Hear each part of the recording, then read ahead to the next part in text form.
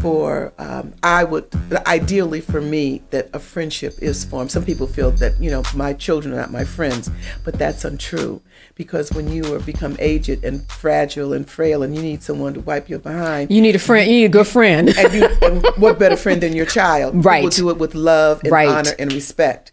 And that was not my goal, because I'm 20 in my 20s. I'm not thinking that, but as I look back in retrospect, I think that is very important that there's a friendship and honesty, and that you become the place that your child can go no matter what, with who they are, who they're becoming. And there's no judgment, but being embraced and loved and cared for, and maybe given some advice. You know what I'm saying? So so that friendship was forming. It started about that, he was about 8 years old when I could really talk to him and get a response, get an intelligent response, Right. From an 8-year-old. Right. Yeah. Is your lessons, are they something that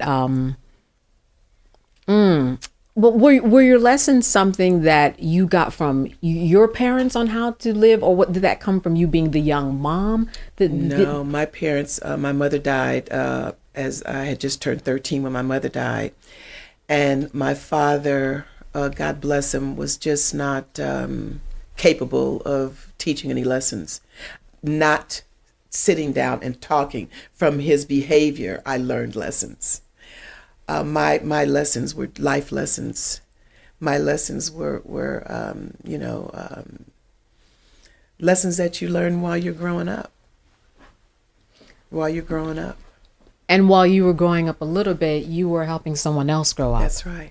So I'm wondering about those lessons, what you can impart, especially for a young mother who has a child who wants to be on TV, because everybody does. Everybody wants to be a star. I'm sure you have so many lessons from when he wasn't, on air or on stage to when he was. Let's first start with just, the life lessons that have nothing to do with, the acting part, but just being and self-aware and value system. Well, those lessons as a 20-year-old are those lessons.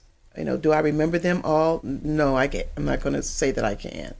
And as you grow, you learn more lessons and other lessons. And the lessons that I'm learning now are different. They're different lessons, and they come about differently. Can I be very specific? That was a good one. You got me on that one. You got me on that one. I think overall, it's to be present in your life. Just be present, and try to understand who you are and your behavior, how you go through the world. Love yourself. That was that was a lesson that took years to learn and to appreciate and reside in, is loving yourself and not comparing yourself. We're all custom made. What works for you will absolutely not work for me, and vice versa. And you have to find your own lane. You have to find your own comfort zone with yourself.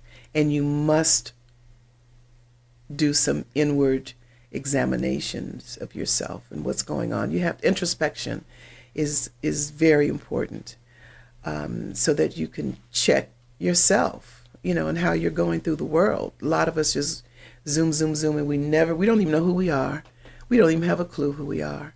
But to ask the question and to learn who you are, because that affects your relationships with people.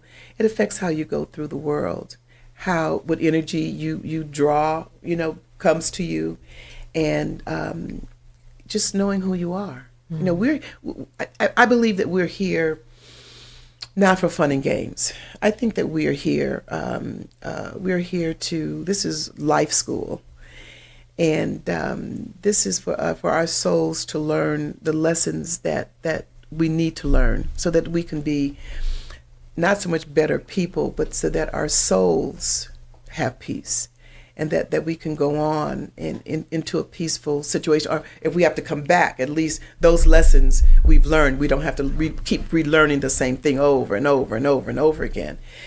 And it's important that you make that connect. I believe it's important that one makes that connection with themselves.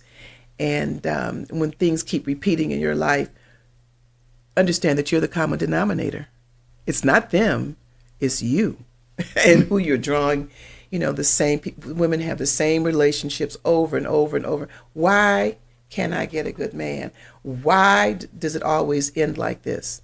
Because you're picking the same man.